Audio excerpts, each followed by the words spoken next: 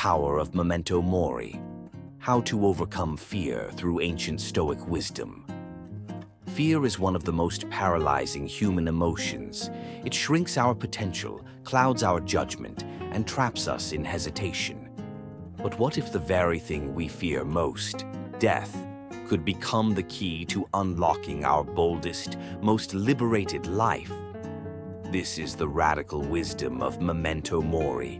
Remember you must die, the ancient Stoic practice that transforms mortality from a source of dread into a catalyst for courage. The Stoics didn't view death as morbid fixation, but as the ultimate clarifying lens. By keeping the inevitability of death at the forefront of their minds, they achieved something extraordinary: the ability to act with urgency, authenticity, and unshakable presence. Marcus Aurelius wrote in his private journal, "You could leave life right now. Let that determine what you do and say and think." This wasn't pessimism. It was the deepest form of empowerment. When we truly internalize that our time is limited, two profound shifts occur. First, trivial fears lose their grip. Why fear embarrassment, failure, or rejection when compared to life's fleeting nature? Second, what truly matters comes into razor-sharp focus. We stop postponing joy, love, and purpose for a hypothetical future. Consider how most of our fears operate.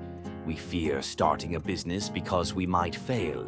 We fear expressing our true feelings because we might be judged. We fear pursuing our dreams because the path is uncertain. These fears all share one illusion: that we have unlimited time to overcome them.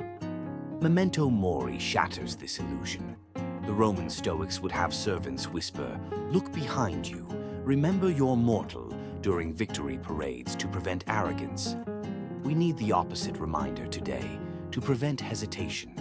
Imagine waking each morning and asking, "If this were my last day, would I still be trapped by these fears?" The answer is almost always no, and that realization is liberation in its purest form. The practice works because it triggers what psychologists call priority recalibration. When faced with the reality of mortality, our brain instinctively discards superficial concerns and amplifies what truly matters. Modern research confirms this. Studies show that people who consciously reflect on mortality make bolder life choices, express more authentic emotions, and waste less time on distractions. This is why Navy SEALs train with the mantra, "The only easy day was yesterday," not to dwell on danger, but to sharpen their focus on the mission. Here's how to apply Memento Mori to conquer fear: the daily mortality meditation. Spend 2 minutes each morning visualizing your life's finiteness. Don't imagine death abstractly. Picture specific unfulfilled potentials: the book unwritten, the love unexpressed, the adventure never taken. Then ask, what would I dare today if this were my final chance? This isn't about morbidity. It's about using death as a compass, pointing toward courage. The fear inversion technique. When fear arises, flip its script. Instead of "what if I fail?" ask, "what if I never try?" The Stoics called this premeditatio malorum, imagining the cost of inaction. The pain of regret almost always outweighs the pain of effort. As Seneca wrote, "We suffer more often in imagination than reality." The legacy test: project yourself to your final moments and look back. What fears will seem ridiculous in that vantage point? The opinions you worried about, the risks you avoided. This exercise reveals fear's true proportion. Most are shadows, not substance. The urgency ritual: carry a physical memento, Mori token, a coin, a ring, a wristband, as a tactile reminder of time's passage. Whenever you touch it, ask, "Am I acting from fear or from purpose?" The ancient Stoics kept skulls on their desks. Modern practitioners might use phone wallpapers with phrases like, "This is not a rehearsal." The ultimate power of Memento Mori lies in its dual effect. It simultaneously dissolves petty fears while intensifying your commitment to what's meaningful. The entrepreneur afraid of launching a product remembers, even if this fails, I'll die knowing I tried. The artist, hesitant to share their work, remembers, obscurity is guaranteed if I never step forward. The lover holding back their feelings remembers, unexpressed love is a far greater tragedy than rejection.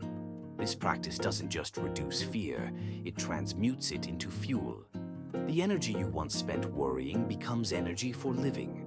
As Epictetus taught, death is necessary and cannot be avoided. I mean, where am I going to go to get away from it? Once we stop arguing with this truth, we're free to focus on how we live. Your fears will still arise, but they'll meet a mind that knows the clock is ticking. And that makes all the difference.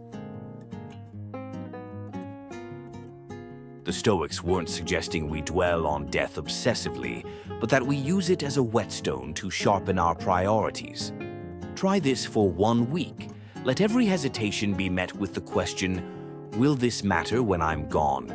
You'll find fear's grip loosens, procrastination fades, and life, in all its messy, glorious intensity, demands your participation.